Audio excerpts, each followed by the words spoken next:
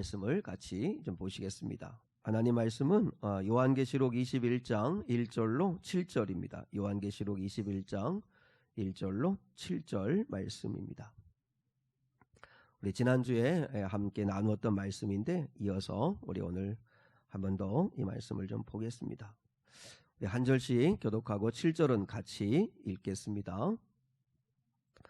또 내가 새 하늘과 새 땅을 보니 처음 하늘과 처음 땅이 없어졌고 바다도 다시 있지 않더라.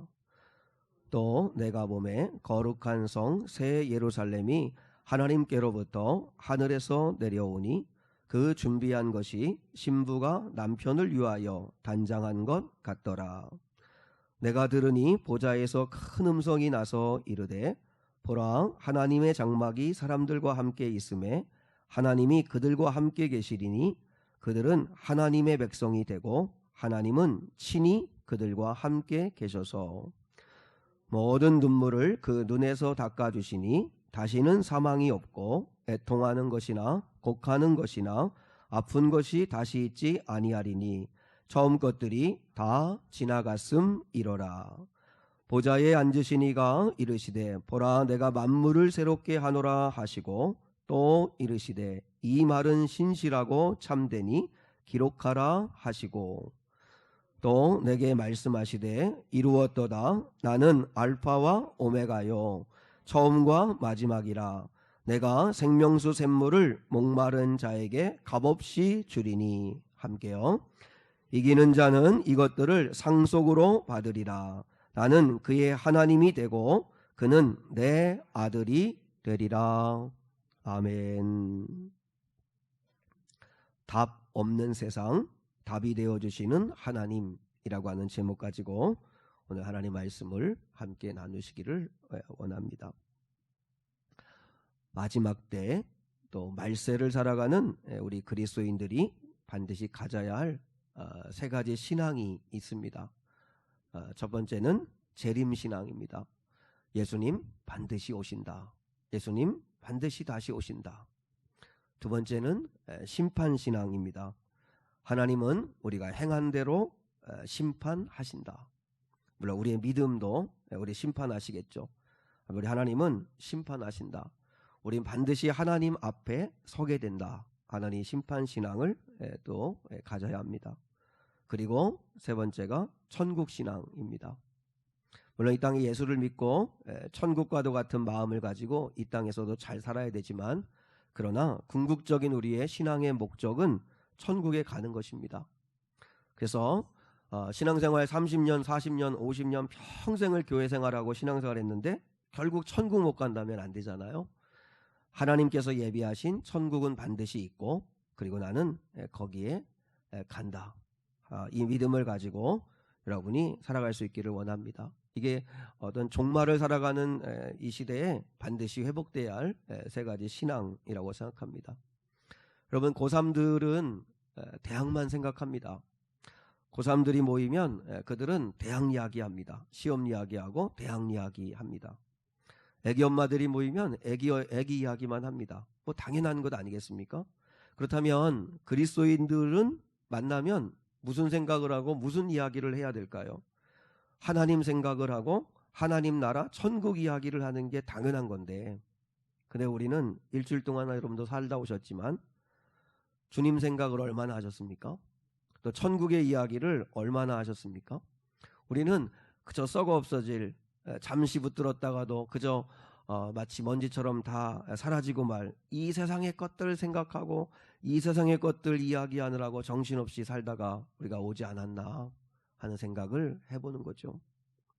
왜냐하면 마땅히 주님을 믿는 사람이라면 천국을 소망하는 사람이라면 주님 생각하고 주님의 나라를 이야기하고 주님의 나라를 꿈꾸는 게 당연한 것 아니겠어요? 근데 우리는 우리 마음 중심에 이렇게 사람이 관심 가는 거를 얘기하듯이 우리의 마음에도 하나님의 나라가 있고 주님이 있는 그런 은혜가 있을 수 있기를 원합니다. 지난 주일에는 우리가 천국은 반드시 있다.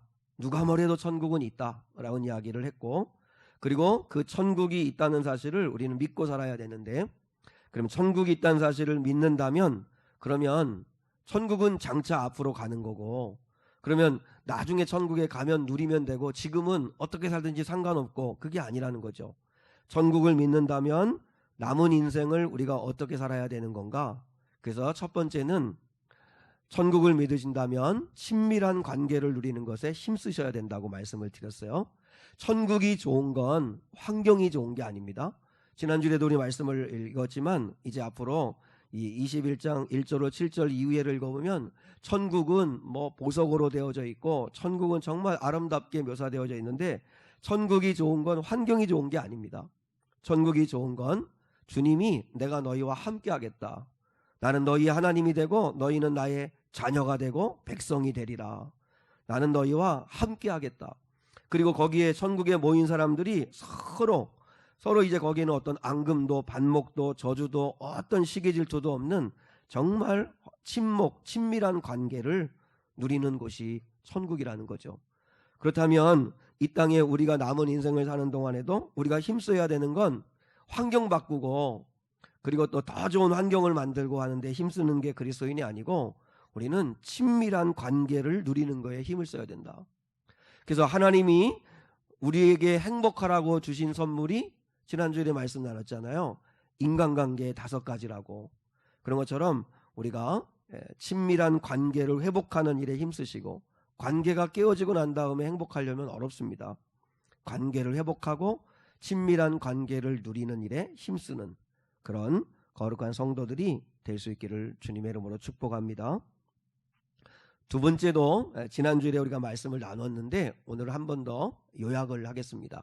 천국을 믿으신다면 두 번째는 하나님의 위로받으며 사시라. 하나님의 위로를 받으며 살아야 된다 하는 것입니다. 자, 우리 4절 한번 같이 읽어볼까요? 4절 같이 시작.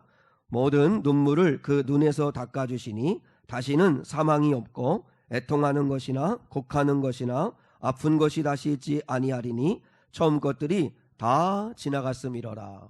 한번 나중에 21장과 22장 하나님의 나라를 이제 요한을 통해서 하나님이 궁극적인 우리의 목적지, 최종 목적지, 그 하나님의 나라, 새하늘과 새 땅, 천국을 요한을 통해 하나님이 우리에게 보여주셨는데 한번 쭉 읽어보세요. 그러면서 천국에 하나님 나라에 없는 게 뭔가를 한번 쫙 찾아봐요. 거기에는 밤이 없고 성전이 더 이상 필요가 없고 뭐 이런 이제 저주가 없고 사망이 없고 이런 이야기가 나오는데 정말 상상만 해도 너무 좋은 것이죠. 오늘 4절의 말씀에 이 땅에서 우리가 흘리는 눈물을 주님께서 닦아주신다. 그리고 천국에는 다시 사망이 없다. 다시 죽는 일이 없다는 거죠. 곡하는 것이나 아픈 것이 다시 없다. 얼마나 큰 위로입니까? 이 땅에서는 비록 내가 힘들고 어렵지만 그래, 하나님의 나라에서는 이제 우리를 억누르는 사탄의 영향력 아래 있는 모든 어둠의 저주들이 다 끊어지고 정말 완전한 평화, 완전한 하나님의 은혜 가운데 살아가는 곳이 천국이라는 것이죠. 근데 저는 우리 사랑하는 성도들이 이 주님의 위로를 그래 천국 가면 누리는 거지, 그렇게 해서 천국에서 누리는 것으로만 생각하면 안 된다고 생각합니다. 여러분, 천국을 이해하는 데 있어서 시제가 2가지입니다.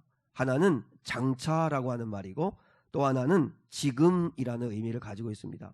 천국은 장차 누릴 하나님의 약속이고 분명한 우리의 현실이 될 것입니다.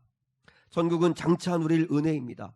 예수를 믿는 자는 반드시 하나님의 나라 천국을 우리에게 예비해 주셨다는 것, 이 사실을 우리는 반드시 믿어야 합니다. 바울이 고린도서 15장에서 만일 부활이 없다면 우리 예수 믿는 사람처럼 불쌍한 사람이 없다고 하는 것처럼 부활뿐만 아니라 부활한 몸이 어디서 살겠어요? 영원한 나라, 하나님 나라 천국에서 사는 건데 천국이 없다면 우리 예수 믿는 사람처럼 불쌍한 사람은 없어요. 그러나 반드시 천국이 있다는 거죠. 그 천국을 장차 우리가 누리게 될 텐데 중요한 건 천국은 지금도 누려야 된다는 것입니다. 지금도. 그래서 주 예수 모신 곳 그 어디나 하늘나라인 것처럼 주 예수를 모신 우리들은, 그래서 예수님이 오셔가지고 하나님 나라가 이르렀다, 회개하라, 천국이 가까이 왔다, 이 말씀이 뭐예요? 예수님이 오심으로 인하여 천국이 이제 시작된 거잖아요. 예수님을 모신 사람들은 이미 천국을 이 땅에서 누리는 거죠. 그러니까 조금만 힘들어도 참어, 버텨. 천국에 가면 더 이상 고생 없어. 거기는 아픈 것도 저주도 그리고 또한 더 이상 고통받을 일도 없어. 주님이 우리 눈물 닦아주시고 우리 사정 다 알아주실 거야. 힘들어도 버티자. 이런 느낌이 아닙니다. 물론 장차 누릴 은혜가 있지만 지금 여기에서도 우리가 충분히 위로를 받으며 살아야 된다는 거죠. 그러니까 우리가 신앙생활 하면서 우리 사랑하는 장로님이나 권사님이나 집사님들이나 우리 하영이나 우리 성도들이 이 땅을 살면서 주님을 믿음으로 말미암아 주님으로부터 많은 위로를 받으시며 사셔야 합니다. 물론 현실은 고달프고 힘들지만 그래도 주님 위로 때문에 힘을 내셔야 되죠. 이스라엘 백성들을 구원하셔서 가장 먼저 인도하신 것 보세요. 하나님께서 애굽에서 종살이하는 세상이라고 하는 곳에서 살던 자들을 이제 특별히 구원하여 홍해를 건너가게 하셔서 이제 약속의 땅 가나안 천국으로 인도하시는데, 근데 애굽이라고 하는 곳에서 가나안 땅 천국으로 옮기는 그 과정에서 제일 먼저 이스라엘 백성들을 인도하신 곳이 지난주에 마라와 엘림이었다고 말씀을 드렸잖아요. 그게 갖는 영적인 의미가 있다고 말씀을 드렸어요. 그냥 우리가 신앙생활을 예수 믿고 가나안 약속의 땅 천국에 가는 길까지 그 가는 길이 그냥 엘림만 있으면 얼마나 좋겠어요. 좋은 일 있고 우리가 정말 일 잘 풀리고 그런 일만 있으면 얼마나 좋겠어요. 근데 마라가 있다는 거죠. 쓴물, 쓰디쓰다, 고통스럽다, 괴롭다, 허무하다, 우울하다 하는 이런 느낌에 빠지게 만드는 마라가 있다는 거죠. 제가 지난 말씀드렸습니다. 마라를 만났을 때 우리가 어떻게 해야 될 것인가? 내가 믿음이 없거나 하나님께 저주받고 벌받는다고 생각하지 마시라는 거 말씀드렸습니다. 마라를 만났을 때 오히려 겸손하게 하나님께 기도하고 여러분 자신을 돌아볼 수 있기를 원합니다. 마라를 만났을 때 중요한 건 우리의 태도입니다. 태도. 원망하고 불평하고 낙심하고 그런 태도를 갖지 마시고 마라를 만났을 때 여기서도 하나님이 주실 은혜가 있다는 사실을 기대하셔야 합니다. 아멘. 마라에서도 하나님이 주실 은혜가 있어요. 마라에서도 주실 하나님의 은혜가 있어요. 저는 이제 출애굽기 이제 15장에 마라와 엘림의 이 말씀을 이제 더불어서 이제 준비해야 되니까 묵상하는 가운데 정말 감사했던 게 뭐냐면 마라를 만났을 때 하나님이 주신 위로가 엘림이 아니었다는 것을 여러분이 기억해야 합니다. 엘림은 지난번에 말씀드렸잖아요. 거기에는 종려나무가 70그루가 있고 뭐 물샘이 12개가 있는 정말 좋은 큰 제법 큰 오아시스. 거기서 한 달간 마치 이스라엘 백성들이 휴양하듯이 마치 거기에서 쉬다가 가나안을 향해 또 사막길을 출발했어요. 근데 하나님이 마라에서 힘들어하고 괴로워하고 그래서 낙심하고 막 모세를 향해 원망하고 한 이스라엘 백성들을 엘림으로 턱하니 옮겨놓은 게 하나님의 위로가 아니었다는 거예요. 엘림은 환경이 바뀌는 거잖아요. 마라라고 하는 쓰디쓴 정말 좋지 않은 환경을 하나님께서 좋은 환경으로 바꿔주시는 게 응답이고 하나님이 부어주시는 은혜가 아니었다는 거예요. 마라에서의 하나님의 은혜가 뭐죠? 마라에서의 하나님의 은혜는 자, 우리 출애굽기 15장 25절을 같이 읽겠습니다. 출애굽기 15장 25절 시작. 모세가 여호와께 부르짖었더니 여호와께서 그에게 한 나무를 가리키시니 그가 물에 던지니 물이 달게 되었더라. 자, 마라에서 하나님이 주신 첫 번째 은혜는 기도할 수 있는 힘을 주셨다는 거죠. 기도할 수 있는 힘을 주셨다. 힘든 일 생겼어요. 어려운 일 생겼어요. 근데 기도하고 싶은 마음이 생긴다는 게 이게 은혜예요. 원망하고 낙심하고 짜증내고 남 탓하고 이렇게 가지 않고 그래도 하나님 아버지 앞에 나가서 기도해야지. 다른 백성들은 다 원망해도 모세는 여호와께 부르짖었더니 이게 은혜죠. 이게 은혜예요. 은혜는 여기서부터 시작되는 거예요. 하나님의 은혜의 문이 탁 열리는 첫 번째 출입문은 바로 여호와께 부르짖기를 시작하는 데부터예요. 기도할 수 있다는 게 은혜예요. 기도할 수 있다는 거. 예배할 수 있다는 게 은혜고 하나님의 말씀을 붙잡을 수 있다는 게 은혜라는 거예요. 기도가 뭐예요? 예수 믿는 그리스도인들이 기도하는 이유가 뭐죠? 하나님만이 풀어주실 수 있다는 믿음이 있기 때문이에요. 말씀을 보는 이유가 뭐죠? 세상 사람들이 이야기하는 방법이 정답이 아니고 하나님의 말씀이 정답이라고 믿으니까 말씀을 보는 거예요. 우리가 왜 예배하죠? 내 힘으로 더 달려가고 뛰어가기보다는 멈추고 하나님께 예배하는 것이 더 하나님의 은혜 받는 길이라는 걸 믿기 때문에 예배하는 거예요. 그냥 아무 생각 없이 와서 예배하면 안 돼요. 그러니까 예수 믿는 사람들이 예수 믿지 않는 사람들과 다르게 예배를 드리고 말씀을 읽고 기도하는 이유는 하나님만이 풀어줄 수 있다고 믿기 때문이에요. 두 번째, 마라에서 주신 은혜는 눈이 열린 거예요. 눈이 열리는 거예요. 기도하면 하나님은 눈을 열어주세요. 보세요. 하나님께서 모세에게 한 나무를 가르치셨대요. 그럼 그 나무는 거기에 늘 있었던 거예요. 그게 해결책이라는 걸 그동안은 몰랐었는데 기도하니까 하나님이 알려주셨어요. 기도하니까 하나님이 방법을, 아이디어를, 하나님이 눈을 열어주셨다는 거예요. 여러분, 기도해야, 그리고 기도하고 하나님의 은혜가 임하면 엘림에서의 은혜는 뭐예요? 눈이 열리는 거예요. 믿음의 눈이 열리는 거예요. 제가 지난 주간에 이 책을 읽다가 그런 글을 봤어요. 똑같은 사과나무를 보아도 사과나무를 분석하고 사과 열매가 떨어지는 것을 보고 만유 인력을 발견하는 사람은 과학자들이다. 사과나무와 사과꽃과 사과 열매를 바라보면서 그 나무의 아름다움을 노래하는 사람은 시인이다. 그런데 나무를 잊게 하신 분, 그 나무의 사과 열매를 맺게 하신 분을 찬양하는 사람을 우리는 신앙인이라고 한다. 여러분, 정말 그렇지 않습니까? 똑같은 사과나무를 보는데 어떤 사람은 과학자 정도 수준이에요. 어떤 사람은 시인이에요. 참 시인은 놀라운 것 같아요. 그 짧은 글귀에 어마어마한 의미를 담고 감동을 담으니까 시인은 정말 창조자인 것 같아요. 그런데 더 중요한 건 나무를 보면서, 사과나무 한 그루를 보면서 이 사과나무를 존재하게 하신 하나님을 볼 줄 아는 거, 그리고 하나님을 찬양하는 거, 그게 신앙인이라는 거죠. 눈이 열리는 사람만이 똑같은 사과나무 하나를 봐도 사과 열매를 먹으면서도 감사하는 거예요. 왜 우리가 밥상 앞에 감사 기도를 해요? 하나님이 주신 거니까.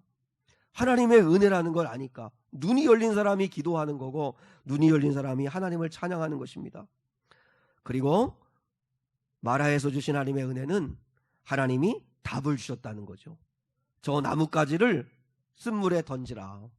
던졌더니 단물이 되었어요. 그 나무가지가 상징하는 건 신약으로 말하면 예수님이 지신 십자가다라고 말씀을 들었습니다.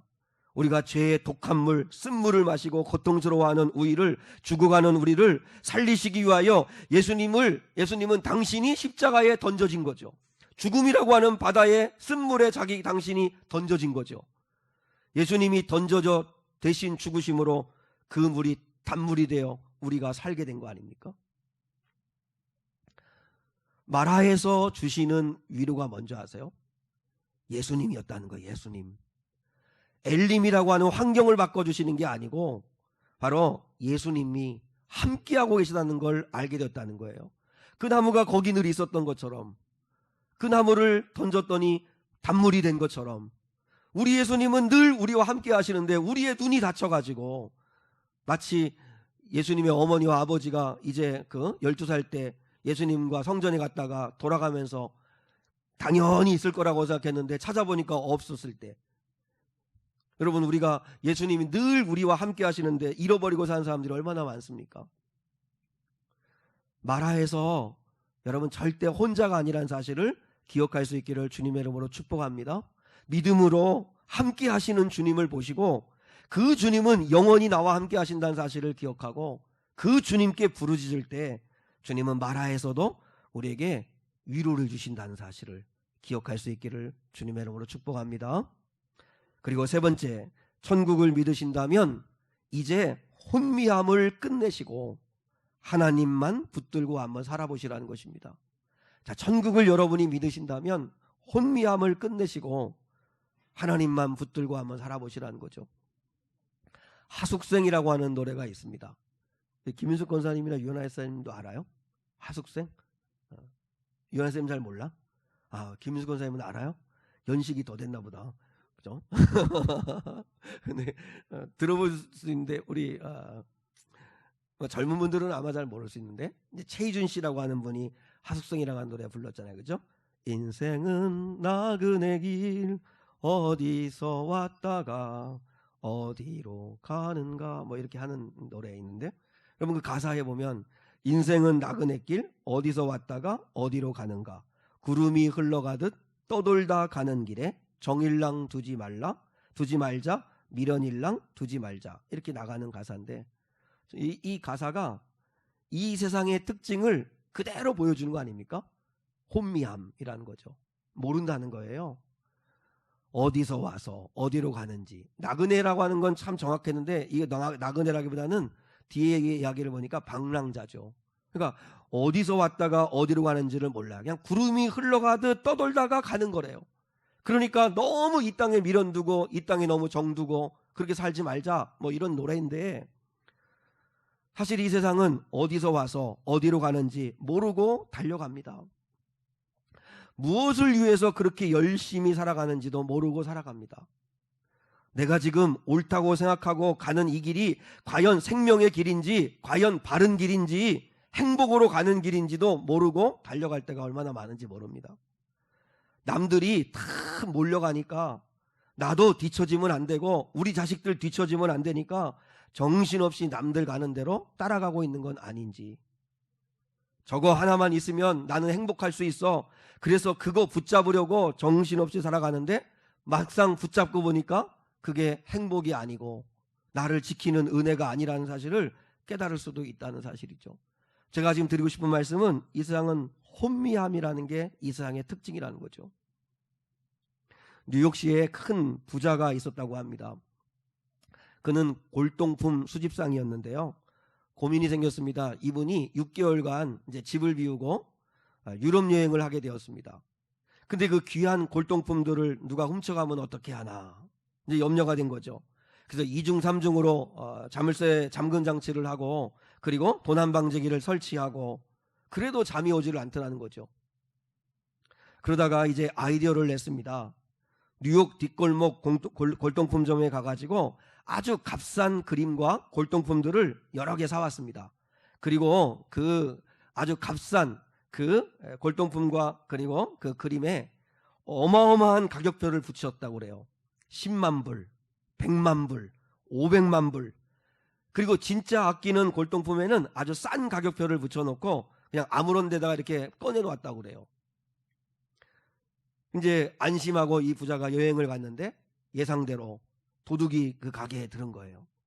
그리고 그 도둑이 10만 불, 100만 불, 500만 불 가격표 높은 거, 비싼 거 그것만 다 훔쳐가지고 가고 진짜 귀한 골동품은 그대로 두었다고 그렇게 그런 이야기가 그 실제로 뉴욕에서 있었다고 합니다.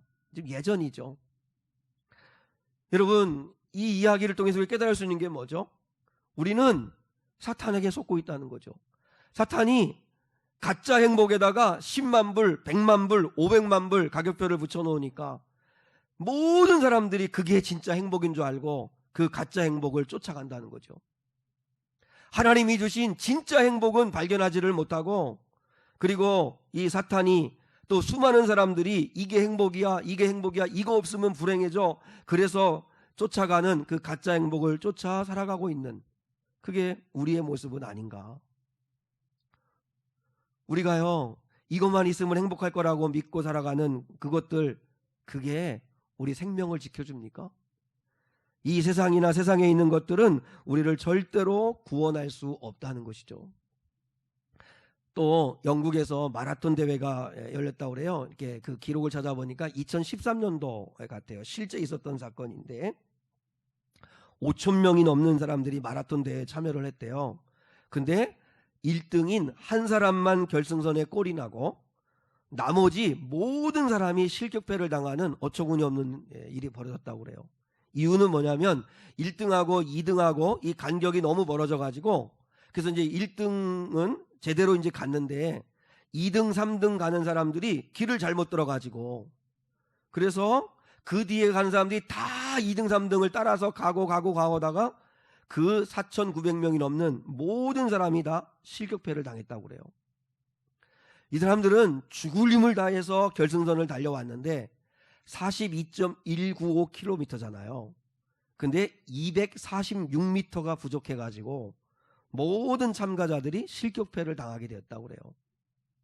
물론 뭐 거기 이제 운영하는 대회 측에서도 잘못을 한 거죠. 길을 잘 안내를 했어야 되는데, 아무튼 정말 토픽에 나오는 그런 일이 벌어졌다고 그래요.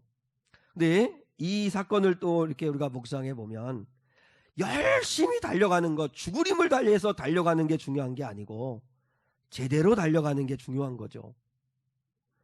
나는 최선을 다했는데 그 끝이 낭떠러질 수도 있고, 나는 최선을 다했는데 하나님은 그게 생명의 길이 아니라고 말할 수도 있기 때문에 우리는 많은 사람들이 가는 길이라고 안전한 길이고 바른 길이라고 생각하면 안 됩니다.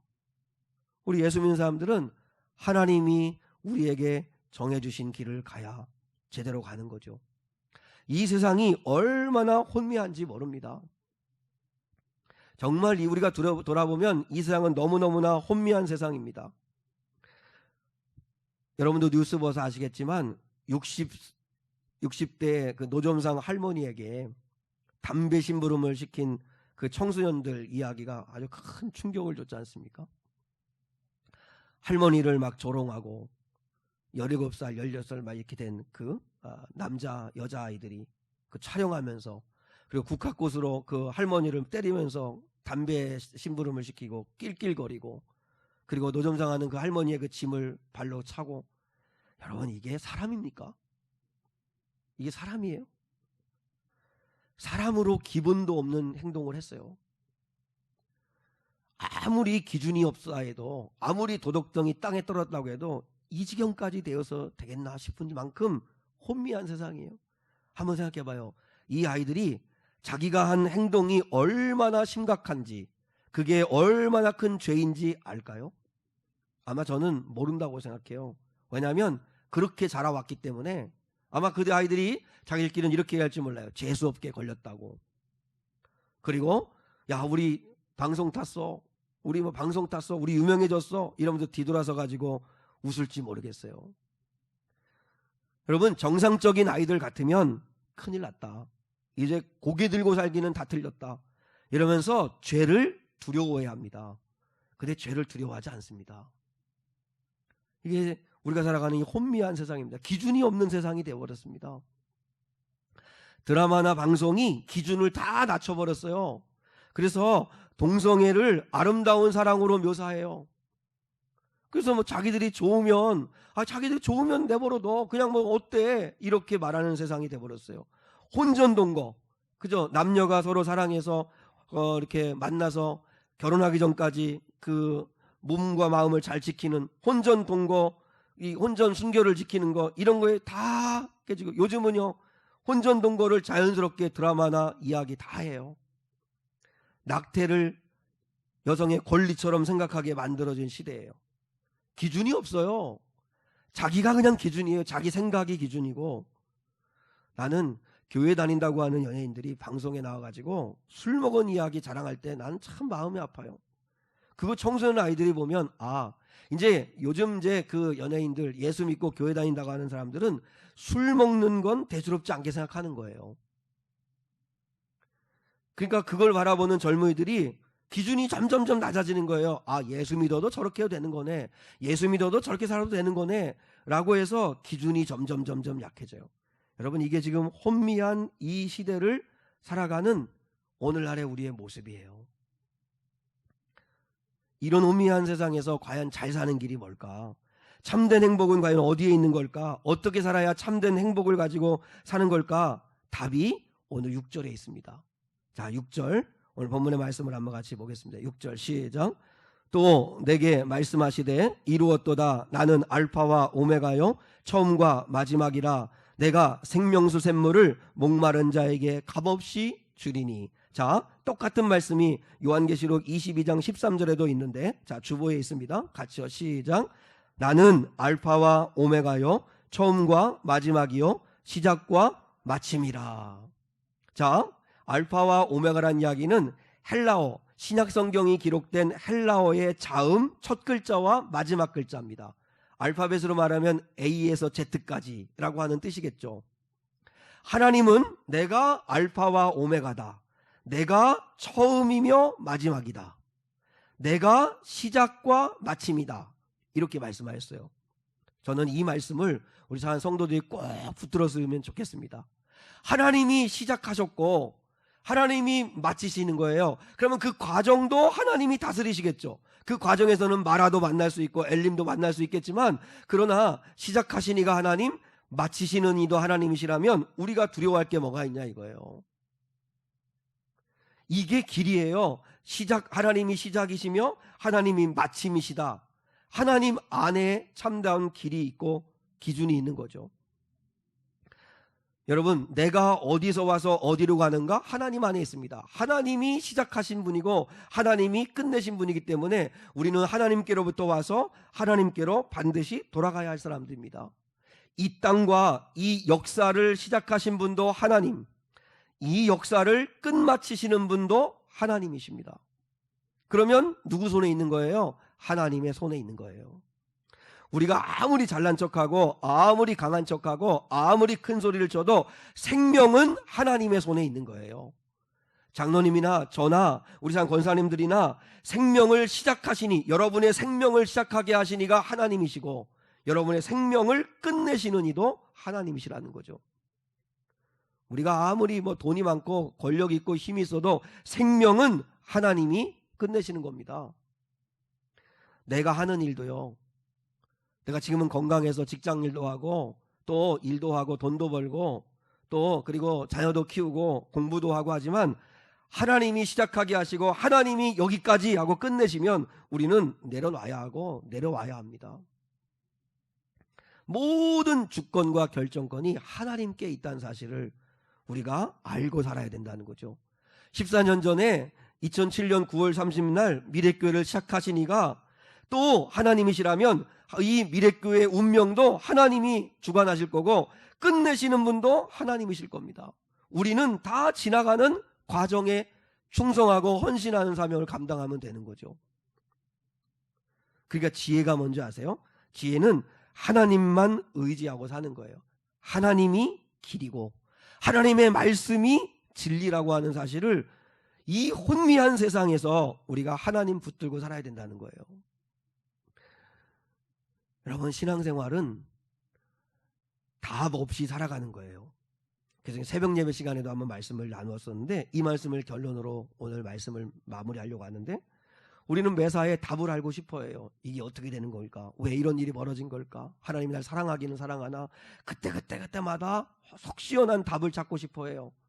근데 하나님은 답을 우리에게 알려주시고 우리에게 따라오라고 말씀하지 않으세요. 아브라함에게 너 본토 친척 아버지 집을 떠나라. 너 내 독자 아들 이삭을 번제물로 바쳐라. 너 애굽으로 내려가지 말고 다시 가나안 땅으로 돌아가라. 네 자손이 하늘의 별처럼 많게 될 거다. 하나님이 그렇게 말씀을 하셨는데 한 번도 하나님은 설명을 더 이상 해주지 않으셨어요. 아브라함은요, 답을 알고 가지 않았어요. 내가 이 길을 가면 무슨 일이 결과가 벌어질까? 내가 어떤 보상을 받을까? 내가 어떻게 되는 걸까? 그거 알고 가지 않았어요. 아브라함은 하나님을 믿고 갔어요. 중요합니다. 알고 가는 게 아니고 우리는 하나님을 믿고 가는 겁니다. 그러니까 우리는 답을 모르지만 하나님을 답으로 삼고 가는 거예요. 저분이 답이니까, 저분에게 답이 있으니까 하나님을 따라서 가는 거예요. 그래야 혼미한 세상에서 왔다 갔다 하지 않아요. 중심을 잡고 하나님만 바라보고 갈 수가 있어요. 룻기에 보면 참 답이 없는 사람이 하나 나오는데 그게 룻이에요. 룻이 시어머니를 따라가는 것은 정말 답이 없는 일이에요. 왜냐하면 동서 오르바처럼 친정으로 돌아가야 답이 있어요. 왜냐하면 친정으로 돌아가야 먹고 살 수 있죠. 친정으로 돌아가야 새롭게 시집도 갈 수 있죠.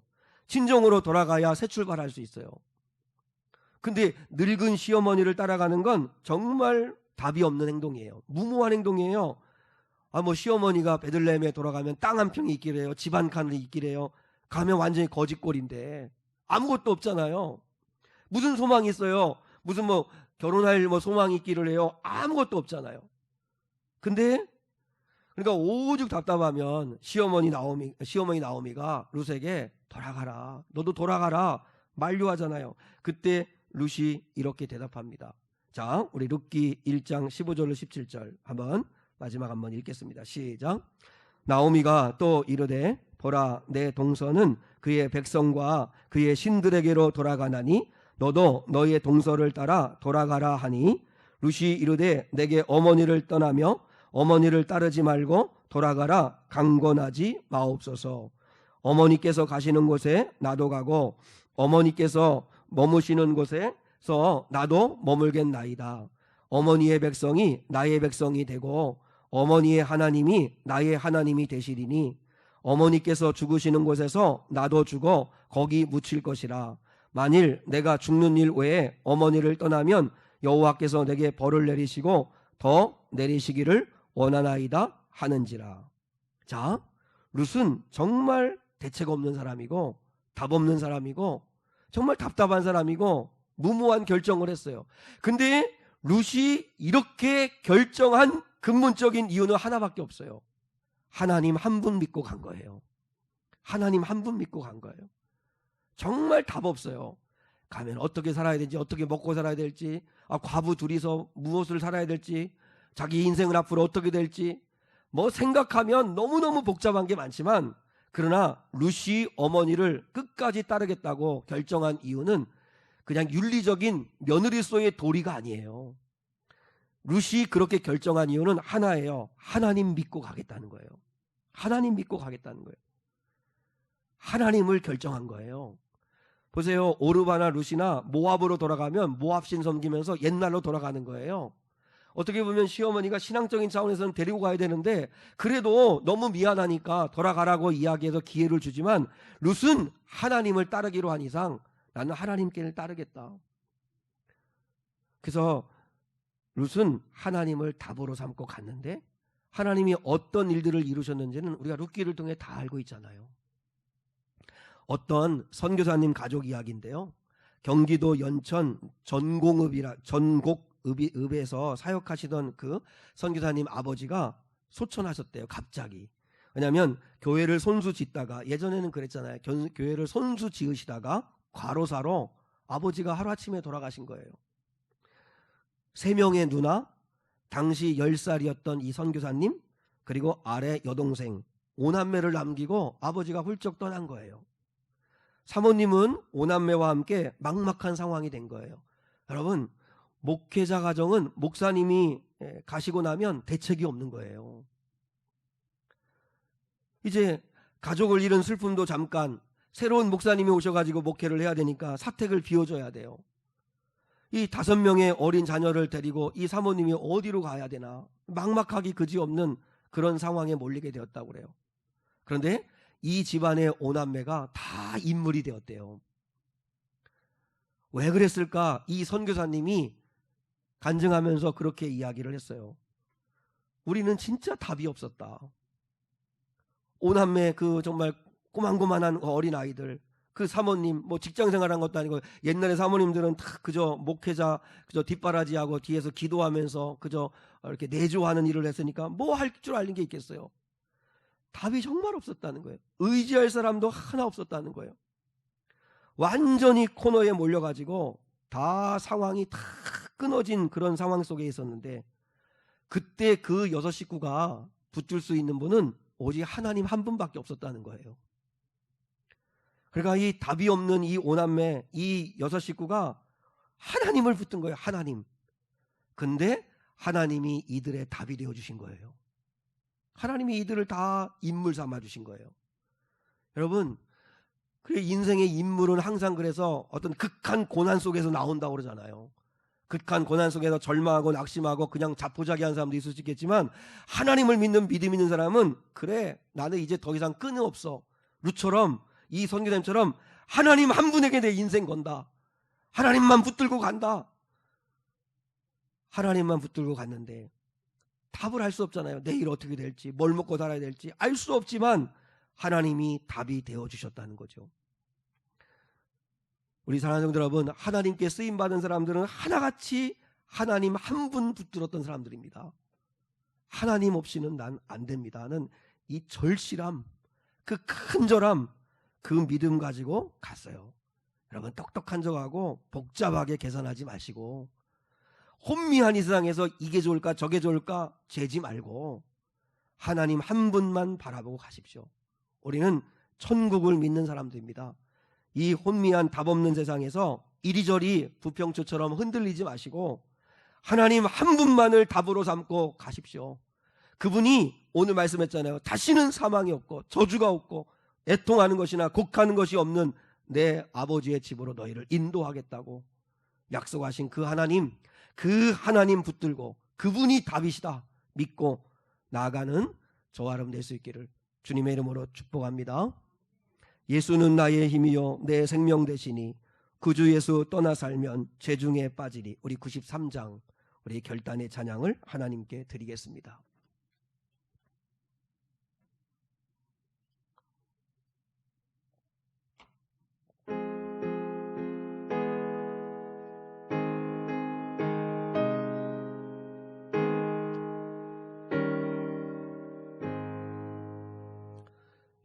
예수는 나의 힘이요 내 생명 되시니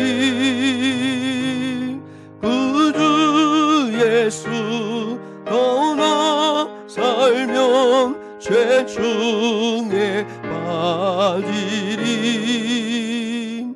눈물이 앞을 가리고 내 맘에 근심 쌓일 때 위로하고 힘주시리 주 예수.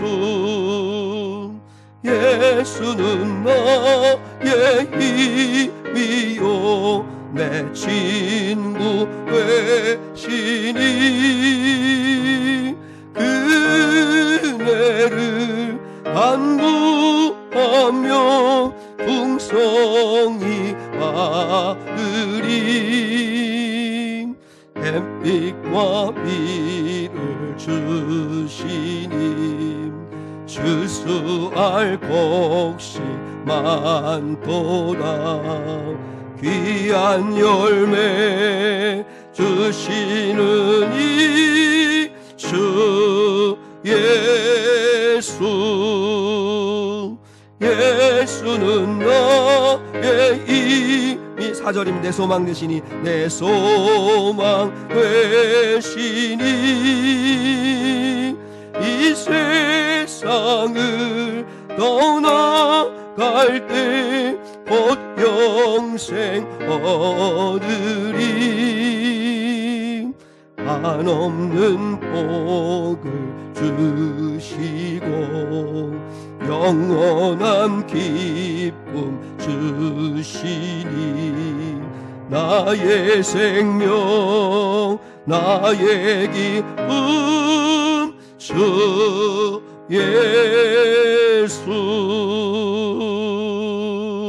예수. 하나님 아버지 감사합니다. 예수가 나의 힘이요 예수가 나의 영원히 걸어야 할 길이요 예수님만이 변치 않는 진리요 예수님만이 영원한 생명을 주시는 분이심을 믿습니다. 이 혼미한 세상에서 아버지 하며 다 100이면 100, 1000이면 1000 모든 사람들이 자기 마음대로 자기 소견대로 자기 생각대로 자기 감정대로 살아가는 이 혼미한 이 세상 속에서 오직 하나님만을 답으로 삼고 오직 하나님이 주시는 말씀을 붙잡고 하나님 앞에 말하일 만나도 기도하면서 한 걸음 한 걸음 나아가는 저희들 되게 하여 주시옵소서. 저희는 궁극적으로 천국에 갑니다. 그러나 천국 가기 전까지 이 땅에서 예수 믿으면서도 불행하게 살지 말게 도와주시고 하나님의 위로받으면서 또 하나님과 함께 주님 하나님을 붙들고 답이 되어주시는 그 하나님의 은혜를 경험하면서 살아가는 우리 귀한 성도들 되게 하여 주시옵소서. 오늘 거룩한 주일에 아버지 앞에 귀한 예물을 가지고 나와 봉헌했습니다. 이 봉헌을 받아주시고 하나님께서 귀한 곳에 쓰시며 무엇보다 우리 사랑하는 성도들의 삶에 놀라운 물질의 은혜가 임하게 하여 주시옵소서.